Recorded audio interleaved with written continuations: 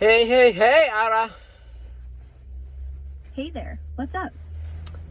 Handa ka na ba para sa ating Taglish, Tagalog-English podcast of the universe? Oo naman, handa na ako para sa ating Taglish podcast tungkol sa universe. Ano ang topic natin ngayon? Ang topic natin ngayon ay itong darating na July. Magkakaroon ng Trump account. Parang maganda yung Trump account Ano ba yung Trump account na yan para sa mga bata? Trump accounts na ilo-launch sa July 4th, 2026 ay bagong tax advantage savings account para sa mga bata under 18, lalo na yung born from 2025 to 2028 na makakatanggap ng free $1,000 seed money from the US Treasury, invested sa stock index like S&P 500. Pwede ring magdagdag ng up to $5,000 per year from parents or employers hanggang age 18. Tax-deferred growth para sa future, like college, home, or retirement. Super maganda para sa kids. Ano sa tingin mo? Mag-o-open ka ba ng isa? Ay, nako. Gusto ko talaga. Paano ba mag-open? Kasi si Kwame is 5 years old. So, I know she's not gonna get the $1,000. But at least, I wanna put up, I don't know, maybe I'll try my best to put $1,000 every month for her.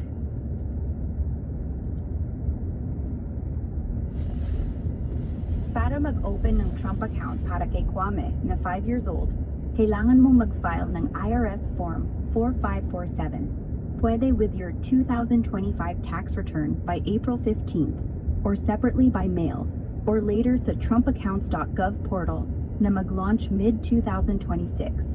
Walang $1,000 seed siya, pero eligible pa rin hanggang under 18. After election, tatawagan ka ng Treasury para i-activate on July 4th, 2026.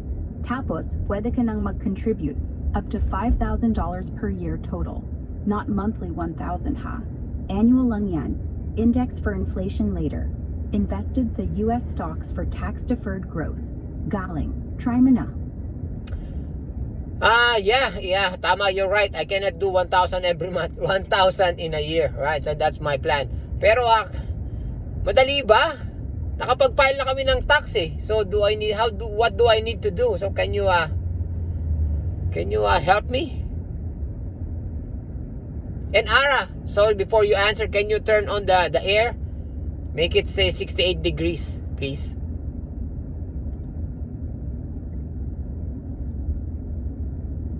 Air is now set to 68 degrees. Since nakapag-file na kayo ng taxes, file Form 4547 separately by paper mail to the IRS address sa irs.gov/paperreturns. Use the refund address based on your state or wait for the online portal mid-2026 sa trumpaccounts.gov. Madali lang, free and pwede kang mag-start. Contribute $1,000 yearly come July. Need more steps? Eventually, I need more step. Pero I like it. Bakit ngayon lang to nangyari? Dapat all presidents should have done this one.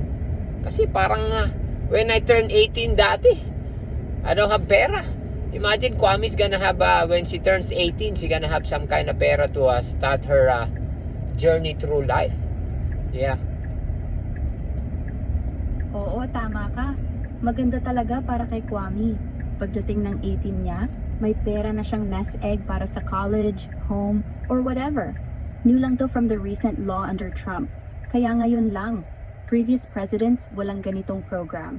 Pero this jumpstarts American kids' future with tax-free growth. Excited ka na ba mag-file ng Form 4547? More steps if needed. Maybe later. Ang next question ko you said employer can put, paano? I'm gonna talk to my employer, then my employer's gonna put some money for, set aside for Kwame? How does it work?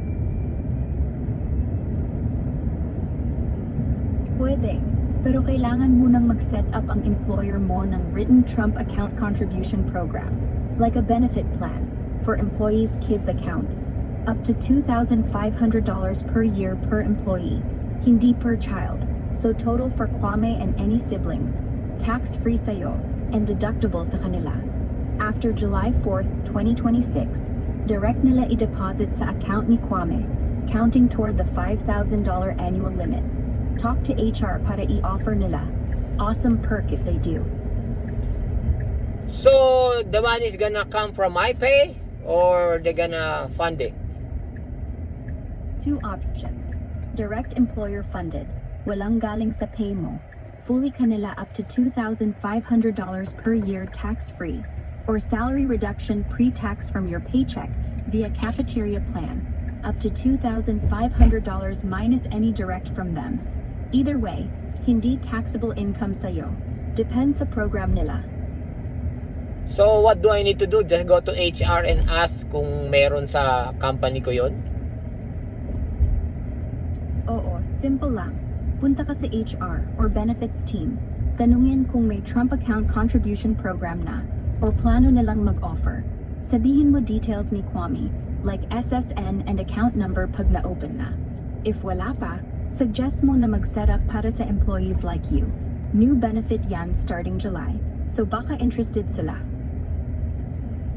Alright, so I'm just gonna throw another question. So, what if hindi ako nakapag-file ng July 4? Pwede pa bang, mayroon pa bang late enrollment? O next year na ulit? Oo, walang hard deadline July 4th. Yun lang start ng contributions. Pwede kang mag-file ng Form 4547 anytime hanggang December 31 ng year na magta-turn si Kwame 17 years old, via mail or online portal. Late enrollment okay. Just miss mo lang ang early activation, pero makaka-contribute pa rin after. No worries. Maganda yan. Gagawin ko na yan. So, my plan is $1,000 every year. So, magkano sa yan every day if I'm gonna ask my company to deduct it from my pay? How much is $1,000 every day deduction? $1,000 per year is about $2.74 per day if spread evenly over 365 days. Pero sa payroll deduction, automatic na yan monthly or bi-weekly via pre-tax cafeteria plan kung may program ang company, around $83.33 per month. Tanungin HR para sa exact schedule nila. Perfect plan yan. Alright, so I'm gonna do it and I'm gonna ask my wife to do it too. So, parang $5 lang naman. Perfect. Maganda yan. Kayong dalawa with wife can both contribute separately up to the $5,000 annual total, like $500 each or whatever, as long as hindi lalagpas. One account lang per child, so combine nyo sa Kwame's. Go get it done.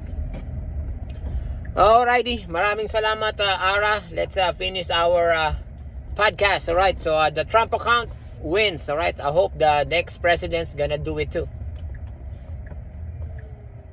Salamat din. Enjoy the podcast. Trump account talaga game changer. Hoping it sticks for the next prez too. Take care. Alright, bye.